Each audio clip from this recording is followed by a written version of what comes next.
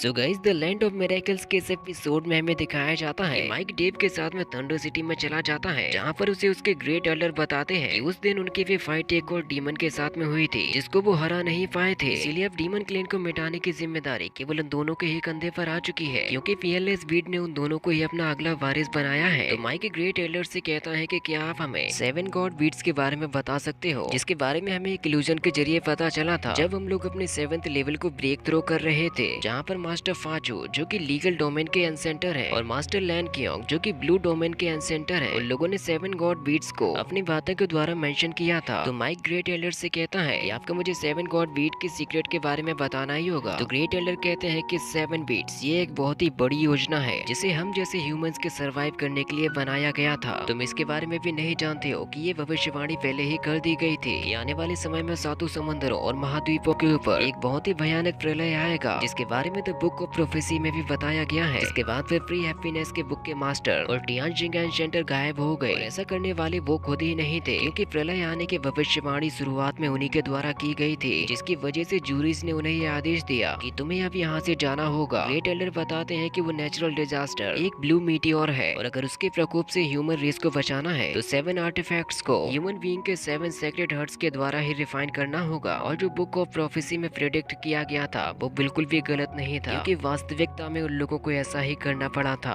क्योंकि 7 God beats कोई normal artefact नहीं है। उन्हें बनाने के लिए 7 एंजल्स के प्योर हर्ट का इस्तेमाल किया गया है। इस बात को सुनकर वो दोनों ही चौंक जाते हैं। ग्रेट एल्डर कहते हैं कि वो इतिहास का एक ऐसा दिन था कि उन सातों लोगों ने प्रोफेसी को बदलने की कोशिश की, जिसकी उन लोगों को बहुत ही भारी कीमत चुकानी पड़ी, क्योंकि प्रोफेसी को बदलना कोई बच्चों का खेल तो था नहीं। उसके लिए उन लोगों को 2 गॉब्लिन सेक्ट की जरूरत पड़ने वाली थी, जिनको राजी करने के लिए उन सभी को बदले में अपनी अपनी जान तक देनी पड़ी थी। क्योंकि जब प्रलय ने अपना रंग दिखाना शुरू कर दिया तो उसे दबाए रखने में इंसानों ने इस्तेमाल किया 7 गॉड बीट्स को, ताकि प्रलय से जितना भी नुकसान हो इंसान उसे दोबारा से बिल्ड कर सके। और ये सब बताने के बाद ग्रेट एल्डर उन दोनों से ही कहते हैं कि मुझे उम्मीद है कि अब तुम दोनों अच्छे तरीके से समझ गए होगे कि 7 गॉड बीट्स को रिफाइन करना यानी कि 7 एंसेस्टर्स के हार्ट को रिफाइन करना होगा, जिसके बारे में ये पूरी दुनिया कभी भी नहीं जान पाएगी, क्योंकि यही हमारे पास में सबसे बड़ा हथियार है कैलामिटी को रोकने के लिए। और अगर हम लोग प्रोफेसी की माने कि 7 गॉड बीट्स के अंदर डीमंस की भी पावर्स है, जो मुसीबतों के वक्त में हमारे बहुत ही ज्यादा काम में आएंगी, क्योंकि उस वक्त के एंशेंटर्स डीमन के मुकाबले कुछ कमजोर थे, जिसकी वजह से इसकी शक्ति बढ़ाने में 2 गॉब्लिन्स ने काफी ज्यादा मदद की, क्योंकि अब इसी से ह्यूमन रेस को दोबारा राइज करने का मौका मिलेगा। जिसके बाद फिर वो सारे के सारे इल्यूजन्स को हटा देते हैं और वो उन दोनों से कहते हैं कि अब तुम लोग समझ गए होगे फियरलेस बीड ने तुम लोगों को क्यों चुना, और वैसे भी अब 7 गॉड बीट्स का जन्म हो चुका है, यानी कि अब ये ह्यूमन रेस दोबारा से उदय होगी। तो डेव ग्रेट एल्डर से कहता है कि अब आप हमें बताइए कि हमें क्या करना होगा। तो ग्रेट एल्डर उन लोगों से कहते हैं कि मैं तुम्हें एक जगह पे भेजना चाहता हूँ, जहाँ पर डीमंस जाने से पहले 10 बार सोचते हैं। इसके बाद अब वो दोनों ही टेलीपोर्ट होकर विजडम सिटी में आ जाते हैं, जहाँ पर डेव मैक से कहता है कि अब तुम ज्यादा मत सोचो, मैं गॉडफादर के पास में जाकर उनसे एक नाव की बात करूंगा और हम लोग बहुत ही जल्दी यहाँ से निकल जाएंगे। भले ही ये जिम्मेदारी हम लोगों के ऊपर अचानक से आ गई, लेकिन फियरलेस बीड ने हमें ही चुना है इसको उठाने के लिए। तो माइक कहता है कि हाँ ठीक है, मैं सब कुछ समझ गया, मैं ह्यूमन रेस को दोबारा से राइज करा पाने में कामयाब हो पाऊंगा या नहीं इसके बारे में मुझे नहीं पता, लेकिन मैं अपने पेरेंट्स का बदला उन डीमन से जरूर लूंगा। इसके बाद फिर डेव यहाँ से गॉडफादर के पास में चला जाता है, लेकिन माइक वहीं पर खड़ा हुआ अपने पेरेंट्स के बारे में सोचते हुए रोने लग जाता है, क्योंकि उसकी माँ उसकी शादी होते हुए देखना चाहते थे। और ऐसा सोचते हुए माइक की आंखों से आंसू रुकते नहीं है। तभी उसके पास में वो छोटा सा बच्चा आ जाता है, जिससे कि माइक तुरंत ही अपने आंसुओं को पोंछता है, और वो बच्चा उससे कहता है प्लीज आप दुखी मत होइए, मैं आपको एक कैंडी दे देता हूँ, क्योंकि जब कभी भी मुझे दुख होता है तो मैं ऐसे ही कैंडी को खा लेता हूँ। लेकिन तभी वो कैंडी उसके हाथ से फिसल कर नीचे गिर जाती है, जिससे कि वो बच्चा वहीं पर बैठकर रोने लग जाता है। तो माइक तुरंत ही उस कैंडी को उठाकर साफ करके खा जाता है, और उस बच्चे से कहता है कि यह तो बहुत ही ज्यादा मीठी है। तो वो बच्चा उससे कहता है कि क्या ये सच में मीठी लग रही है, क्योंकि ये तो नीचे गिर गई थी। तो माइक कहता है कि नहीं, ये तो बहुत ही ज्यादा मीठी है। और फिर वो उस बच्चे को उठाकर कहता है कि तुम जल्दी से अपने दोस्तों को बुला लो, क्योंकि मैं अब तुम लोगों को कुछ मैजिक ट्रिक्स दिखाने वाला हूँ, जो कि तुम्हारे डेव भैया कभी भी नहीं दिखा पाएंगे, क्योंकि मैं उनसे हजारों गुना बेहतर हूँ। और माइक की ऐसी बातें सुनकर डेव सोचता है कि इसका बचपना कभी भी नहीं जाएगा। इसके बाद अब हमें उन दोनों को एक जहाज के ऊपर दिखाया जाता है, जहाँ से जाते हुए वो लोग अपना कल्टीवेशन भी करते जा रहे थे। और फिर माइक यहाँ पर डेव से कहता है कि भले इस फियरलेस बीड की पावर्स बहुत ही ज्यादा अच्छी हैं, लेकिन पता नहीं क्यों मैं इसके लिए कॉन्फिडेंट नहीं हूँ, क्योंकि इस तरीके से तो हम लोगों को 9th लेवल पार करने में हमारी 30 साल की उम्र हो जाएगी। तभी माइक डेव से कहता है कि देखो हम लोग पहुँचने ही वाले हैं। तभी डेव माइक से कहता है कि क्या तुम इसके बारे में जानते हो कि ग्रेट एल्डर ने हम लोगों से स्टोन ऑफ लाइफ को लाने के लिए क्यों कहा, जिसके लिए हमें ग्रीन सी तक ट्रेवल करना पड़ रहा है। और वैसे भी मैंने उसके बारे में सुना हुआ है कि ग्रीन सी एक बहुत ही ज्यादा खूबसूरत जगह है। तो माइक कहता है कि पता नहीं वो जगह खूबसूरत होगी या नहीं, लेकिन मैं इतना तो जरूर कह सकता हूँ कि वहाँ पर अंदर जा पाना इतना भी ज्यादा आसान नहीं होगा, क्योंकि अब उन लोगों को अपने सामने काफी घने काले बादल नजर आ रहे थे। तो डेव कहता है कि इस धुंध को जरूर ग्रीन सी को बचाने के लिए ही बनाया होगा। तभी हमें उन लोगों के जहाज के नीचे एक काफी बड़े डिवाइन क्रिएचर को भी दिखाया जाता है। डेव कहता है कि उस जगह पर स्प्रिट ट्राइब्स का राज चलता है। वैसे भी वो कभी भी अपनी टेरिटरी को छोड़कर नहीं जाते, ना ही उन लोगों को पसंद होता है कि कोई भी बाहरी वोट उन लोगों के वहाँ पर जाए। तभी उन लोगों को अपने सामने कुछ ग्रीन क्रिस्टल्स नजर आते हैं, जो कि असल में उन लोगों के ऊपर हमले के तौर पर यूज किए गए थे। इससे बचने के लिए डेव तुरंत ही वहाँ पर एनर्जी शील्ड को यूज करता है, जिससे कि उनमें से कोई भी ग्रीन क्रिस्टल उन लोगों को नुकसान नहीं पहुंचा पाता। बल्कि वो लोग तो अपने सामने देखने लग जाते हैं कि आखिर सामने से कौन आ रहा है, क्योंकि वहाँ पर अब उस धुंध में से निकलते हुए हमें एक नाव को दिखाया जाता है, जिसके ऊपर कोई विसल बजाते हुए बैठा था। और इसी के साथ में यह एपिसोड भी यहीं पर खत्म हो जाता है। इसके नेक्स्ट एपिसोड को बहुत ही जल्द लाया जाएगा, तो अब जल्दी से चैनल को सब्सक्राइब कर दीजिए, बेल आइकन को भी दबा दीजिए।